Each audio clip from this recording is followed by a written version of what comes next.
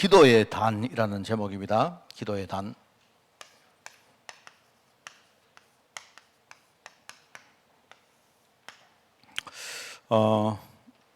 우선 서론적으로 여기 이제 참된 복이 무엇인가? 세상에서는 건강하게 살고 장수하고 또 우리가 경제 축복받는 이런 것들을 복이라고 말하는데 맞습니다. 맞는데 이제 성경에서는요, 이게 이제 복음 안에서 이 축복을 받는 게 진짜 복이다, 그렇게 생각하면 되겠죠. 그래서 하나님의 축복받은 사람이 바로 장수하고 건강의 축복받고 경제 축복받으면 이제 그 뒤에 이제 그걸 통해서 복음 운동이 일어나고 세계복음하는 이 자체가 바로 복이다 이 말입니다. 그러니까 이제 세상에서는 그냥 앞과 뒤를 다 빼버리고 복음 안에서 받는 축복인데, 그죠? 하나님은 그 축복 통해서 뒤에 복음 운동 하려고 하시는데, 근데 우리는 이 세상에는요, 앞에 거 빼고 뒤에 거 빼고 그냥 장수하고 건강하고 돈 많이 버는 거, 그게 이제 복이다 이렇게 말한단 말입니다. 그죠? 거기에 대해서 이제 우리가 좀 생각을 해야 되죠. 특별히 이제 오늘 이게 기도 이야기합니다. 기도.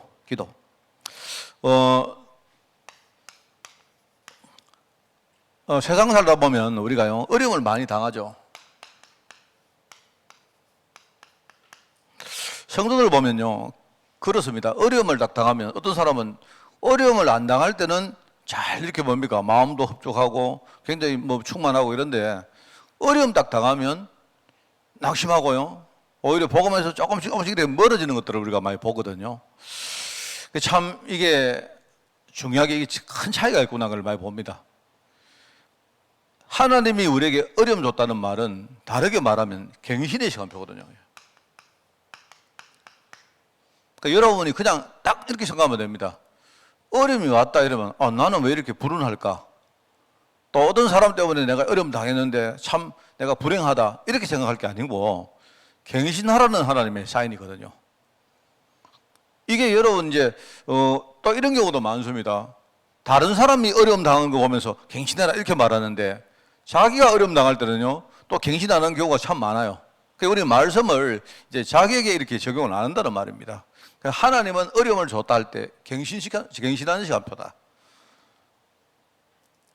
그리 참 보면요, 어려움 없을 때 신앙생활 잘하다가 어려움 당하면 오히려 신앙에서 멀어지는 거 많이 보잖아요. 그거는 이제 뭐냐니까 내가 볼 때는 저분 속에 메시지가 평상시에 아주 공고하게 들어있지 않구나, 그렇게 보이는 거예요.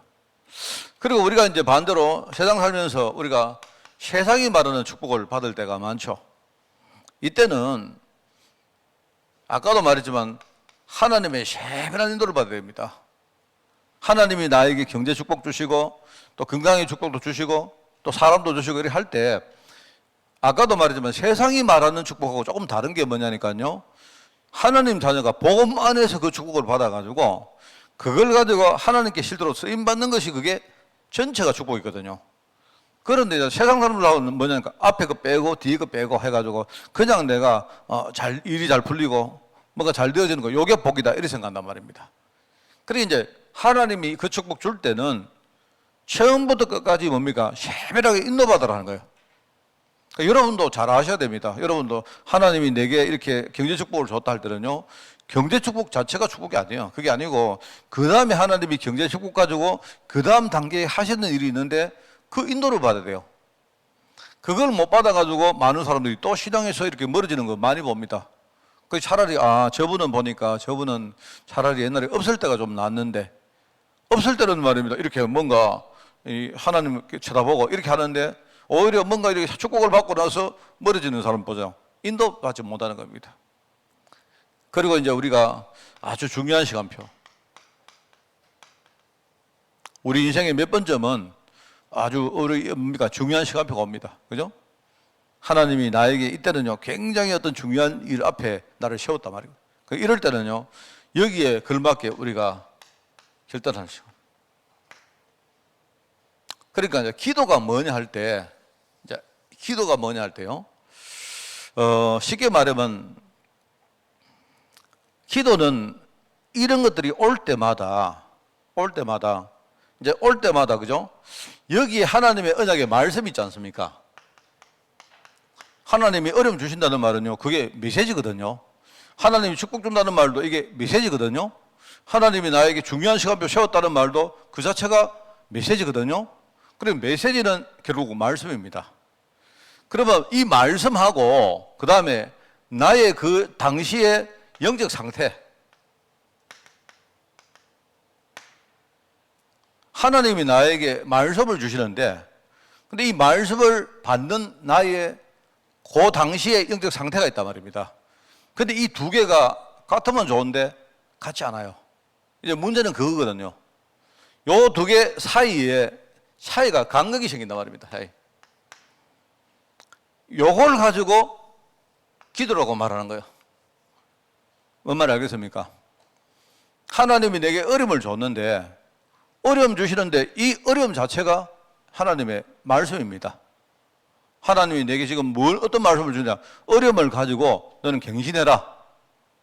이렇게 하나님이 말씀을 주십니까? 그죠? 그런데 이제 이 메시지를 내가 받고도 내 영적 상태가 그렇습니까? 하나님, 내가 갱신하겠습니다. 이렇게 하면 되는데 이게 안 된단 말입니다. 아까 말했지만은 차라리 잘 나갈 때는요, 신앙생활 잘하던 분들이 어려움 당하고 자꾸 멀어지는 이유가 뭐냐니까요. 하나님 주시는 메시지하고 나의 영적 상태가 이게 차이가 너무 나는 거예요. 말하면 기도가 뭐냐 하니까 기도는 요걸 가지고 기도라고 말합니다. 요 차이, 요 격차, 요 두 개의 어떤 요 차이, 그죠? 요걸 우리가 이제 그러면요, 이 차이를 우리가 발견하지요. 하나님은 나에게 이런 메시지를 주는데 나의 영적 상태는 지금 완전히 바닥이구나. 하나님 주시는 메시지가 뭔가 내 마음 중심으로 안 받아들여지는구나. 이렇게 되어지면 뭔가 이게 하나님 말씀하고 내 영적 상태가 안 맞다는 말 아닙니까? 그죠? 그러면 안 맞으면 어떻게 되느냐? 그러면 여기에 뭐가 안 맞는 이유가 있겠죠. 그러면 우선은 이 차이를 제일 먼저요, 하나님 은혜로 채워넣어야 됩니다. 안 된다는 말이 뭡니까? 안 된다는 말이 내 힘으로 안 되기 때문에 안 되는 거 알겠어요? 그죠? 그거는 내 힘으로 안 되는 거거든요. 그러면 첫째는 하나님 은혜로 이 차이를 채워넣어야 됩니다. 그게 기도요. 그러면 하나님 은혜를 우리가 받아야 된다, 이런 뜻인데, 그러면 이걸로 끝나느냐? 아니죠. 하나님이 우리에게 은혜를 주시면서 중요한 것을 하나님이요, 우리에게 이제 이거는 하나님 주시는 거고 내가 해야 될 게 있어요. 그게 뭐냐니까 아까 말했지만 우리가 여기에 대해서 결단해야 되고, 여기에 대해서 내가 깨달으니까 갱신해야 되고, 전부 다 나오는 겁니다. 그리고 내가 이제 아니까 여기에 뭡니까? 내가 실천에 옮겨야 되고, 그 다음에 뭡니까? 실천에 옮기려고 하는데 내가 넘지 못하는 큰 장벽이 있지 않습니까? 있거든요. 그래서 그거는 우리가 하나님의 은혜를 받아가 도전하는 것이고, 쉽게 말하면 요거는 뭐냐니까 요 차이에 하나님이 채워 넣을 부분이고, 이거는 뭐냐니까 이 은혜를 가지고 내가 해야 될 부분이다. 그러니까 쉽게 말하면 요게 기도다 이 말입니다. 많은 분이 그냥 기도했는데요, 기도해서 되는 게 아니에요. 기도하면서 깨달아야 되죠. 여러분이 기도해보면 내가 지금 내 바닥이 지금 내 마음판의 바닥이 이거밖에 지금 안 되는구나 알게 돼요. 내가 진짜 복음 아니구나는 걸 알게 된다니까요. 기도해보면 진짜 기도하는 사람은 자꾸 이제 자기 욕심 가지고 기도를 하니까 그게 안 보이죠. 그죠? 그러니까 내가 기도를 정말 하면 내게는 하나님 은혜가 아니면 정말로 안 되는 부분이 너무너무 많구나, 이걸 느끼게 된다니까요. 그러면은 하나님이 채워주시기 때문에 나는요, 이거 믿고 내가 결단하는 거예요. 내가 지금부터 내가 하나님, 내 자신 정말로 갱신하겠습니다. 아까도 말했지만 어려움 당한다는 말, 이게 100%의 갱신입니다, 이게. 그래서 여러분들이 만약에 어떤 사람을 원망하고 상태를 원망하고 이렇게 원망하면요, 열대로 여러분은요 발전이 없습니다. 하나님의 응답으로 절대 나갈 수가 없어요. 갱신하면서 조그마한 걸 가지고 여러분이 실천하는 거예요. 그리고 아까도 말했지만 실천하는데 잘 안 될 겁니다. 왜요? 우리에게는 이 창세기 3장이 만들어 놓은 수많은 말하면 우리 벽들이 있다, 장벽들이 있다니까요. 우리 안에 틀이 된 게 너무 많아요. 그게 많기 때문에 그거는 우리가 하나님 은혜를 믿고, 하나님 은혜가 없으면 우리 힘으로 안 되지만은 하나님이 은혜로 우리가 채워 넣으시기 때문에 이거 믿고 우리가 지금부터 도전하고 해보는 거예요. 그러면은 이제 이걸 전체를 기도라고 말합니다. 근데 지금까지 우리가 기도를 너무 잘못 배웠죠. 그죠? 그래서 이제 이렇게 되어지면 조금씩이지만 여러분 응답이 주어지게 됩니다. 이게 반드시 그렇습니다. 그래서 이제 최근에 우리 이제 자립이라는 이야기 있었죠. 자립. 세상이 말하는 자립하고는 좀 달라요. 세상이 말하는 너 똑바로 못 사나 이런 식으로요. 너 열심히 해라 이런 식이거든요. 우리가 말하는 영적 자립은 뭐냐니까 하나님이 나에게 은혜를 채워주시기 때문에 그걸 믿고 우리가 조금씩 선다는 말이 그게 이제 자립이죠. 그게 말하자면 정확하게 말하면 이 자립이라고 말할 때 이 자립이 한자로 이 자립 아닙니까? 자립. 이거는 스스로 자자고 자립할 때 이 두 개 요거는 뭐냐니까 사람의 이거는 이제 사람이고 요거는 땅이거든요. 일종의. 요거 두 개는 뭐냐니까 발로 선다는 자기 발로 선다는 말이거든요.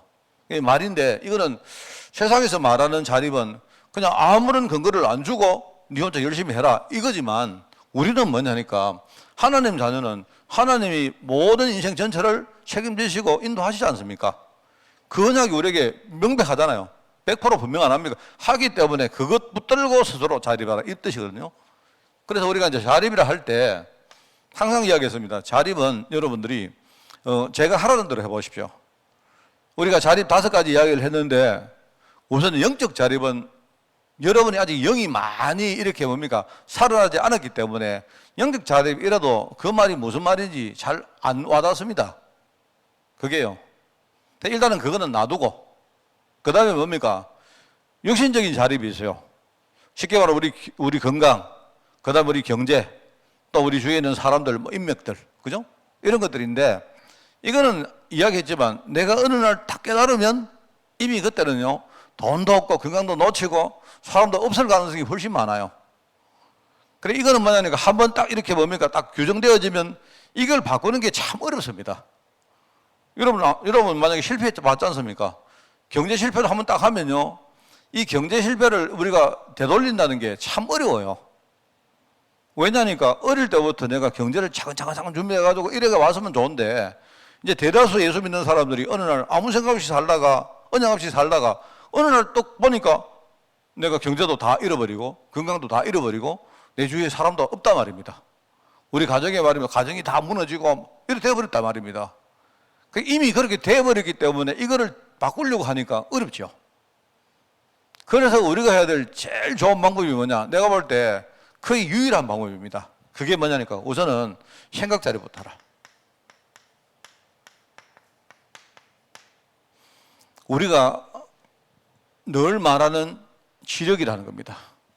우리의 생각은 그래도 아직까지 생각은 내가 조금만 하면요. 조금만 여러분이 말씀 붙들고 살면 내 생각은 그래도 내가 붙들 수가 있어요. 돈이고 건강이고는 이미 다 날아가 버렸지만 생각은 자유거든요. 생각은 내 주위에 내 근처에 와 있거든요. 그러니까 내가 조금만 잘하면 내가 생각을 바꾸고 내 생각을 제대로 내가 바른 방향으로 내가 붙들 수가 있습니다. 그러니까 여러분이 생각부터 자립을 해라. 이게 참 중요하죠. 그러니까 내가 보기에 생각 자립을 하고 있으면, 그죠? 이 생각이 우리 영 안에, 우리 영혼 속에 중요한 것을 심는 하나의 통로이기 때문에 내가 생각 자립을 자꾸 하다 보면 나도 모르게 뭡니까? 복음이 내 영혼 속에 각인되어지고 뿌리내리고 체질화된다 이 말입니다. 내가 해보니까 이거 외에는 방법이 없어요. 자, 여러분에게 물어봅시다. 내 영혼 속에 복음을 채워 넣습니다 할 때 방법이 뭐가 있습니까? 방법이 뭐가 있습니까? 한번 물어볼까요? 사람들이 말씀을 계속 들으면 돼요? 집회를 계속 다니면 돼요? 내가 훈련을 많이 받으면 돼요? 이럽니다. 아니요. 내가 생각할 땐 절대 안 그렇습니다. 말씀을 계속 듣고 예배를 계속 승리하고 여러분이 훈련받고 다 좋은데 그걸 통해 가지고 뭘 하느냐? 내 생각을 자꾸 바꿔야 돼요. 무슨 말을 알겠습니까? 만약에 여러분이 내가 집회를 계속 다니고 예배 계속 드리고 하는데도 내 생각은 딴 데가 있다. 이러면요, 여러분이 막 평생 해도 소용없어요. 내가 보기에는 우리 생각과 마음이 유일하게 모든 걸 바꾸는 통로입니다. 통로. 그래서 여러분 이제 그래서 내가 신학을 옛날 배울 때 참 궁금했거든요. 내가 옛날에 신학을 배울 때 궁금해가지고 내가 이 교리 뭡니까 신학 서적을 딱 보니까 말하자면 우리의 믿음이란 것이 왜냐니까 내가 신학교 다닐 때 나 정말 믿음 가지고 살고 싶거든요. 나는 이렇게 전도를 하거나 뭐 예를 가지고 뭘 하는 이것보다도 내가 진짜 믿음으로 살고 싶었는데 도대체 이 믿음이 어디 있는지를 모르겠더라고. 만약에 영혼 속에 있다면 영혼 속에 내 믿음을 끄집어내는 게 얼마나 힘듭니까? 영혼이 어딘지도 모르는데. 그죠? 그 사람 안에 말이면 영혼은 막 어마어마하게 깊은 데 있는데 그런데 신앙서적을 딱 보다가 조직신앙을 보는데 거기에 뭐가 나와 있는가 하니까 우리의 신앙은 믿음은 어디 있는가? 우리 마음에 있다. 내가 그때 생각해. 그래. 그러면 만약에 여러분 이야기를 잘 한번 듣고 묵상해 보십시오. 내 영혼 속에 만약에 신앙이 있다면 그걸 내가 끄집어내는 게 너무 힘든데, 그죠? 만약에 내 마음 속에 내가 신앙이 있다면 그거는 내가 끄집어낼 수 있겠다. 이런 생각이 들었어요. 왜냐하면 그 마음은 우리 늘 느끼고 살지 않습니까? 여러분 마음을 딱 돌려가지고 하나님 나 오늘 하나님 앞에 내가 믿음으로 살겠습니다. 이런 신앙 고백은 여러분 하는 게 상대적으로 어렵지 않잖아요. 쉽잖아요. 그래서 하나님이 이 신앙을, 이 믿음을 영혼 속에 둔 게 아니고 우리의 심령, 말은 마음 속에 뒀구나. 내가 이제 신학 서적을 보면서 엄청 은혜 받았어요. 뻘코베라는 사람이 쓴 조직 신학 책이 있는데요. 책이 막 이만큼 두껍습니다.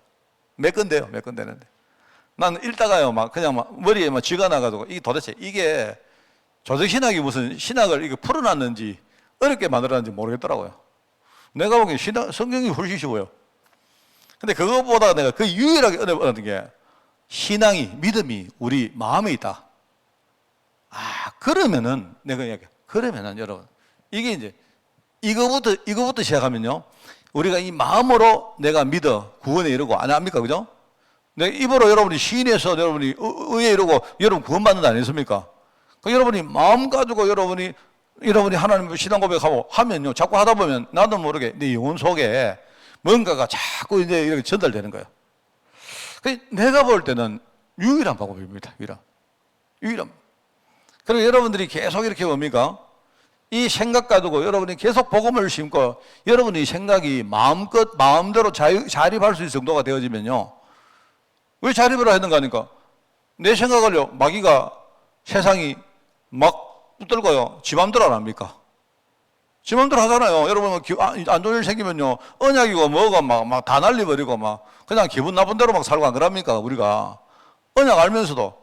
그런데 만약에 내가 언약을 가지고 이 생각이 자립한다, 이래 되면 그러면 그때마다 내 영혼 속에 이제 진짜요, 이 신앙이 심겨지는 거예요. 말은 이 복음이 들어간다 말입니다. 그러면서 뭡니까? 어느 날 내가 해보니까 이거 하다 보니까 어느 날요, 하나님이 내 인생의 전체에 하나님의 손이, 하나님의 은혜가 분명히 미치고 있다는 사실을 어느 날 내가 깨달았어요. 그러니까 이제 내가 그때부터 내 경제도 살아나고 내 육신도 살아나고 내 많은 것들이 이제 그때부터 살아나기 시작해요. 이거는 그냥 우리가 단순히 오력, 영력, 지력, 체력, 경제력, 인력 이렇게 해버리면 내가 볼 때 잘 안 됩니다.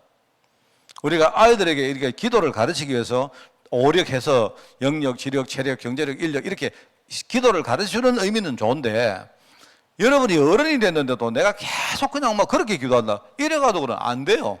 내가 해보니까 그게 안 되고 계속 내 생각 속에, 그죠?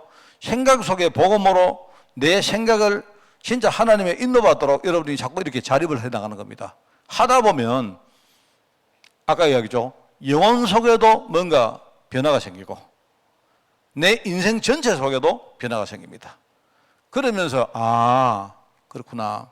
내 경제도, 내 건강도, 내 모든 삶 전체도, 심지어 우리 가정도, 우리 교회도, 나의 모든 만남도 하나님의 손에 진짜 있구나 라는 것을 여러분이 알게 돼요.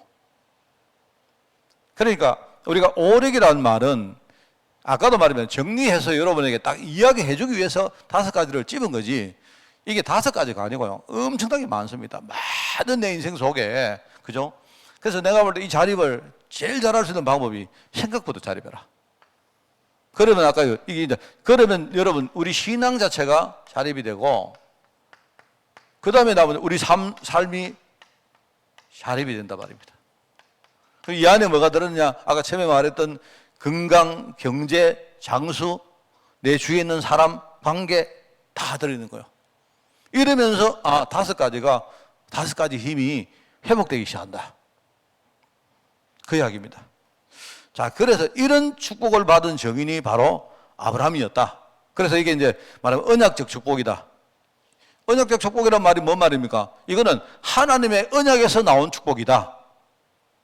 그죠?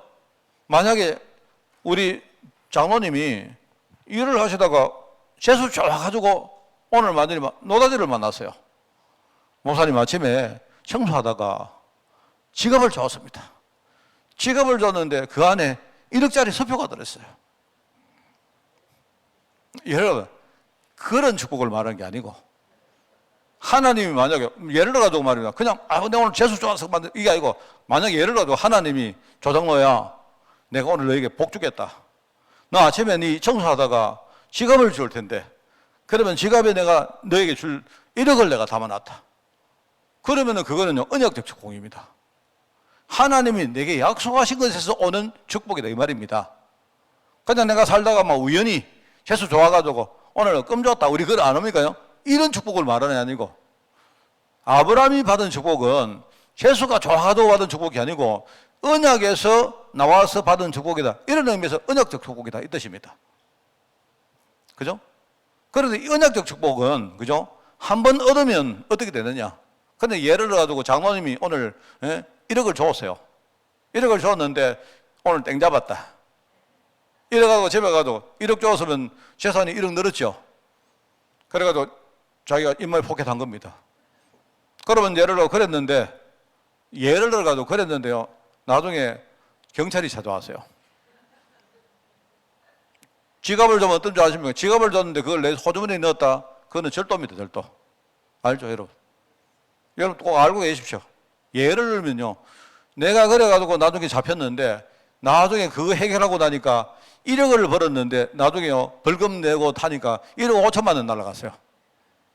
그거는 절대로 언약적 축복도 아니고 근원적인 축복이 아니에요. 근원적 축복이란 말은요.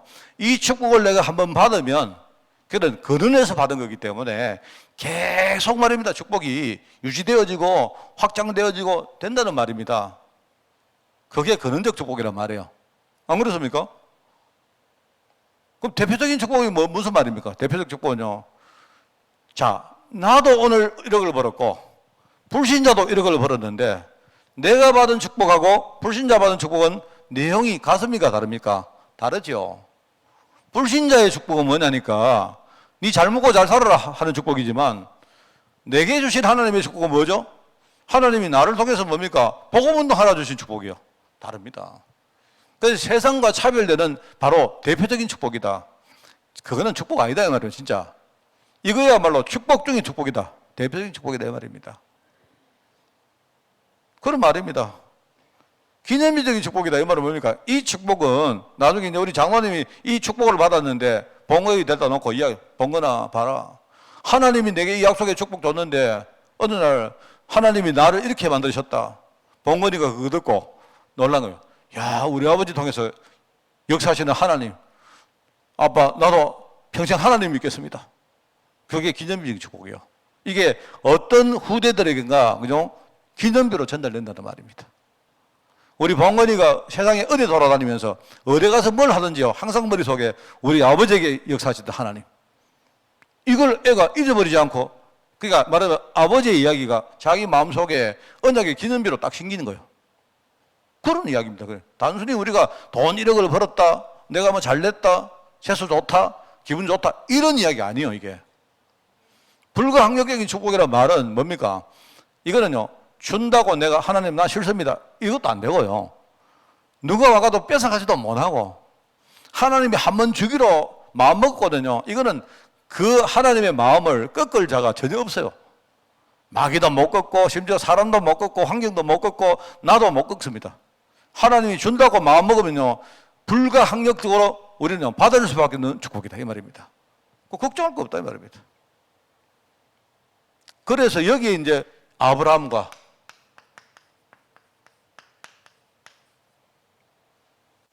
이삭과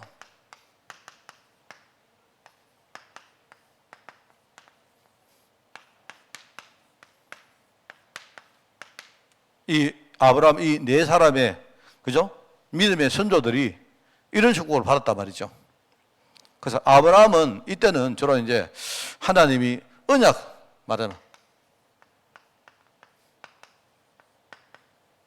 항상 이 아브라함은 이 아까도 말했지만 이 갱신 잘못하고 어려움 당하고 문제를 당하면서 항상 이 사람은 뭡니까? 단을 사요.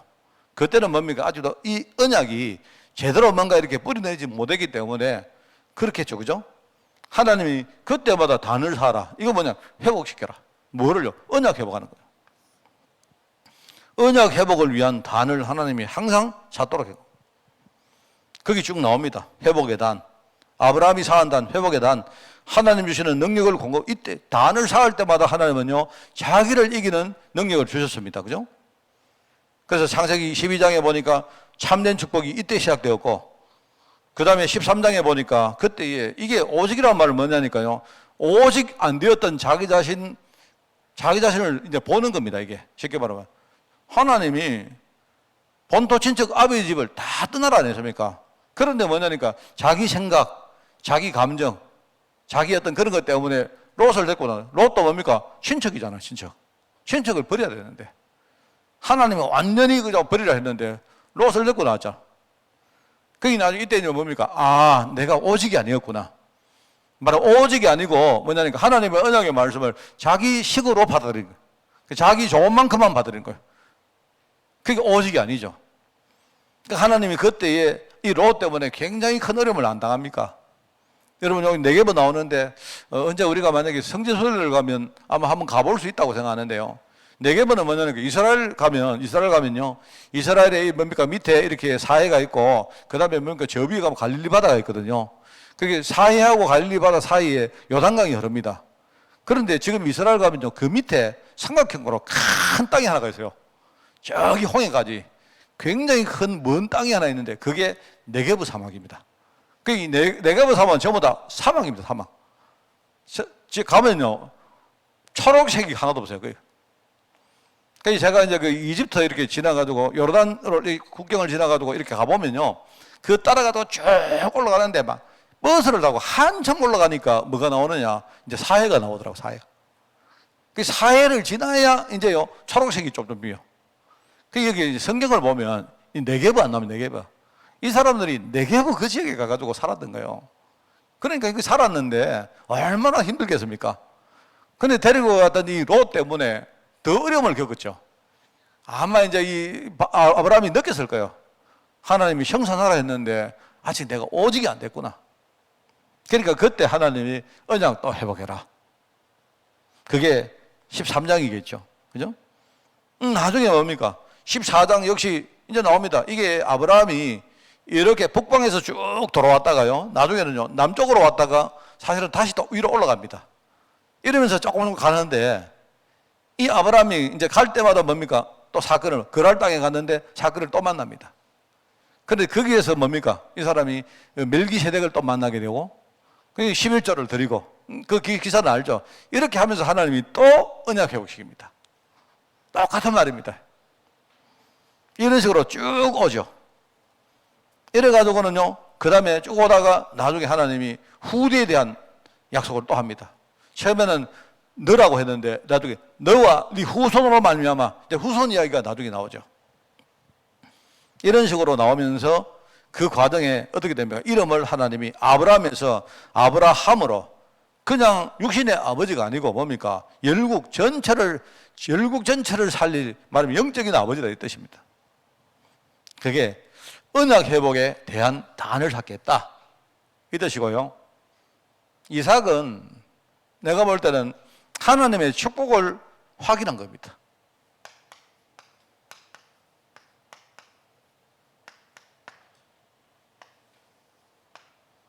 축복 확인. 이삭이 사는 전도의 단이라는 말이 이 뜻이죠. 아버지의 언약이 이삭에게 전달된 거예요. 근데 이삭이 똑같은 짓을 또 합니다. 아버지가 한 그 짓을 또 합니다.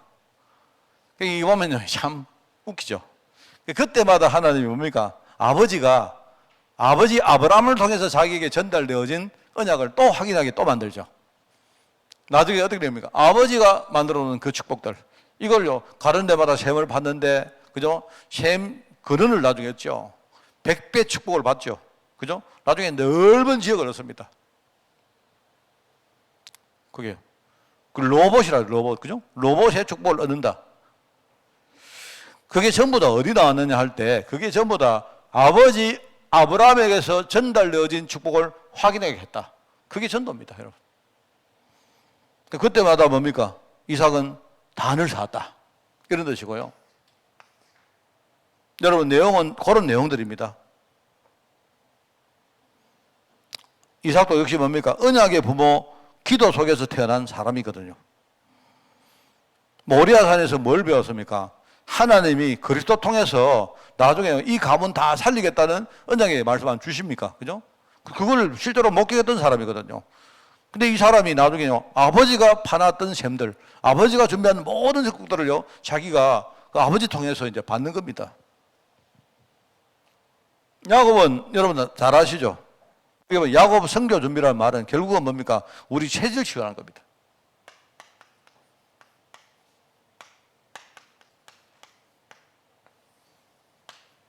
하나님 언약을 이루시기 위해서 다 준비를 해놨는데, 근데 이 야곱은 어릴 때부터 뭡니까? 굉장한 어떤 그 불신앙의 체질을 가지고 있지 않습니까?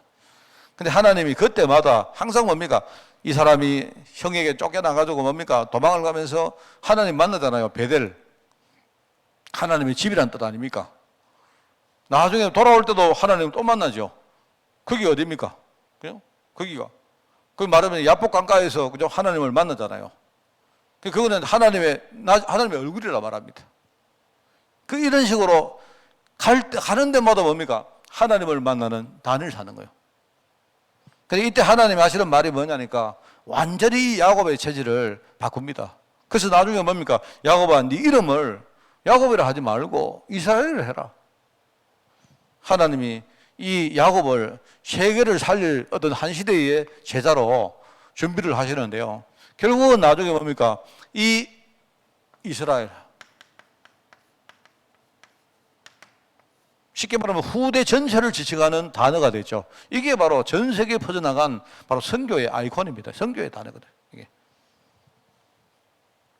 실제로 요셉 통해서 어떻게 정말로 세상 정복, 실제로 세상을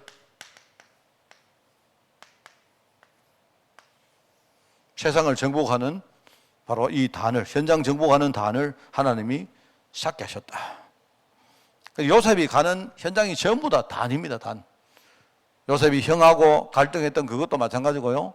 나중에 뭡니까? 이 노예로 팔려가서 보디발의 가정이라든지 감옥에 들어간다든지 이런 모든 것들이 뭡니까? 이게 전부 다 하나님이 요셉 통해서 한 단이었어요, 단.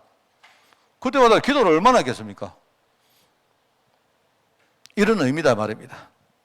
자, 그래서 이제 여러분들이 이거 딱 생각하고 하면 됩니다. 그리고 전도자가 항상 뭘 해야 되느냐? 이거 사야 된다. 자, 기도의 단을 목사님 어떻게 사면 좋겠습니까? 제일 중요한 게 아까도 말했지만 말씀입니다. 이게 나에게 주시는 말씀, 특별히 이제 이번 주간에 주시는 말씀, 그죠? 또는 내가 지금 중요한 시간표에 있는데 이 시간표에 맞게 하나님 주시는 말씀, 이런 말씀이 없으면 그 다음에 기도의 단을 쌓을 수가 없어요. 자, 우선은 여러분이 말씀 받는데 굉장히 여기에 많은 것을 여러분 투자를 하셔야 돼요. 투자해야 됩니다. 그래서 여러분들이 혹시나 내가 오늘 여건이 안 되어서 예배를 빠졌다. 그 예배를 여러분이 못 드려도 어떤 방식이든 뭡니까? 말씀을 드려야 돼요. 말씀을 듣고, 그리고 말씀을 듣는데 끝나느냐? 아닙니다. 내가 볼 때 한 말씀 듣는 것이 한 20점밖에 안 돼요. 나 오늘 예배 왔는데요. 이거는 20점밖에 안 돼요. 하나님이 이번 주간에 내게 주시는 말씀을 찾아야 돼요. 그걸 찾아야 내가 볼 때 그래야 한 90점이 됩니다. 말씀. 그러니까 내가 볼 때 여러분, 목사님 나 예배 왔어요. 예배 왔는데 오늘 말씀 내용 노트에 적었어요. 그거는 내가 볼 때 별로 큰 비중은 안 돼요. 물론 중요하죠. 중요한데 그거는 전체 비중에서는요 조그만 부분밖에 안 돼요. 우선은 여러분이 제일 중요한 게 내게 주시는 말씀을 찾아내야 돼요. 내가 원래 그러면 상당히 이제 여러분이 된 거죠. 그러면 나머지는 뭘 하느냐? 내게 주시는 말씀하고 나의 아까도 말했지만 그러니까 나의 영적 상태가 있죠. 요거 두 개를 비교해 가지고 계속 여러분이 그죠? 생각해보고 또 인도받아보고 또 이런 적용해보고 하는 이런 과정을 밟는 겁니다. 그걸 가지고 우리가 한마디로 묵상이라고 말하죠. 그죠? 그러면 묵상 요 세 개가 다 들어가야 돼요. 예배가 있어야 되고 내게 주시는 말씀을 여러분이 찾아야 되고 또 뭡니까? 그 말씀 가지고 내가 묵상해야 된다. 이 세 개가 돼야 100점입니다. 100점. 그죠? 그러면은 이제 자, 그 다음에 할 게 뭐냐? 자, 그 다음에는 그러면 여러분이 내가 그러면 늘 묵상을 하고 그죠? 여러분이 놓치지 않고 뭔가를 해야 될 제목을 찾아야 되죠. 이게 중요합니다. 그 다음에 말씀을 딱 찾아가지고 거기서 이제 내가 기도할 제목을 여러분이 정리를 딱 해야 됩니다. 근데 요거는 이 제목은 구체적일 수가 좋아요. 막연하게 여러분이 그래서 내가 이제 우리 이제 기도 제목 같은 거 할 때 좀 백화점식으로 쭉 하는 거 아니십니까? 그죠? 여러분 예를 가지고 장로님이 기도 제목 뭡니까 하면요 뭐 집도 잘 되고 뭐도 잘 되고 근데 사실 그거 내가 볼 때 큰 의미가 없어요. 이제 여러분이 내 평생 기도 제목을 딱 만들어 놓는 것은 중요하지만 근데 그거는 어떤 면에서 여러분 집에 가온처럼 딱 붙여 놓는 거고요. 날마다 내 지금 현재 상황 여러분 현재 상황이 제일 중요해요.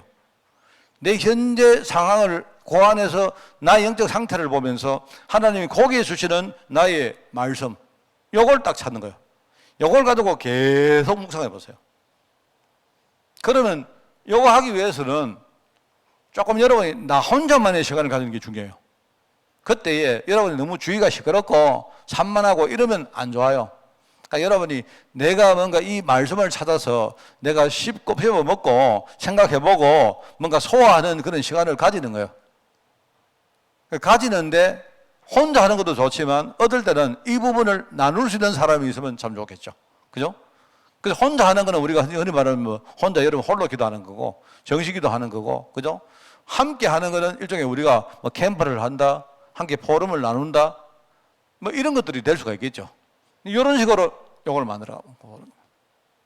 그러면 이제 그 다음에 뭐냐니까 그 다음에 더 중요한 거는 진짜 내가 받은 응답을 사실적으로 딱 정리를 해가지고 그걸 가지고 살아가는 게 중요해요.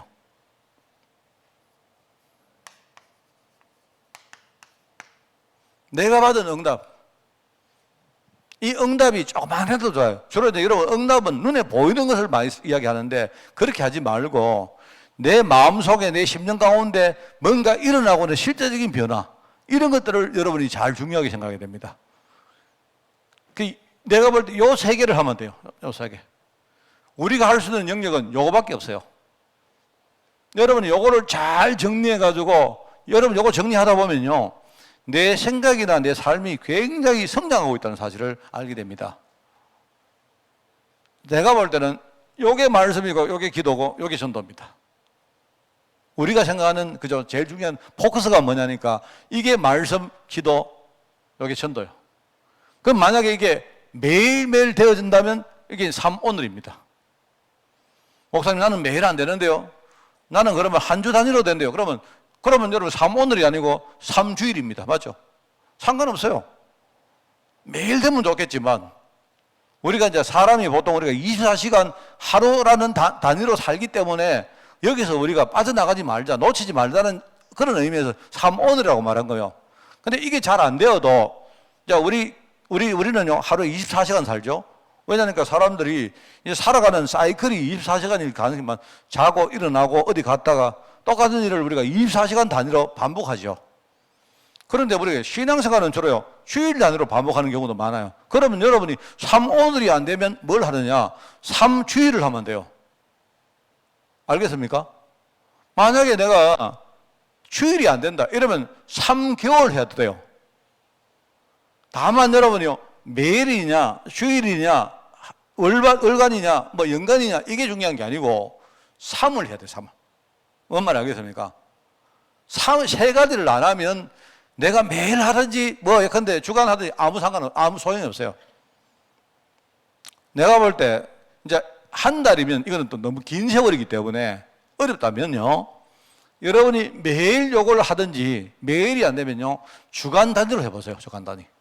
이번 주간의 말씀, 이번 주간에 내가 할 기도, 이번 주간에 내가 인도받을 내 삶. 자, 요것만 하면 돼요. 그런데 지금 시대에 우리가 지금 다락방에서는 메시지가 굉장히 구체적으로 안 나옵니까? 그러면 목사님, 우리가 지금 해야 될 단어는 뭡니까? 요게 우리가 해야 될 단어요. 매일 하면 좋지만, 여러분 매일 하면 좋지만, 여러분이 주간 단위로 하는 것도 좋아요. 그런데 주간 단위로 하기 위해서는 매일 하는 게 좋아요. 똑같은 걸 해도 여러분이 매일 하는 게 좋아요. 그럼 우리가 바쁘다 보면 빠뜨릴 수 있지 않습니까? 빠뜨려도 괜찮아요.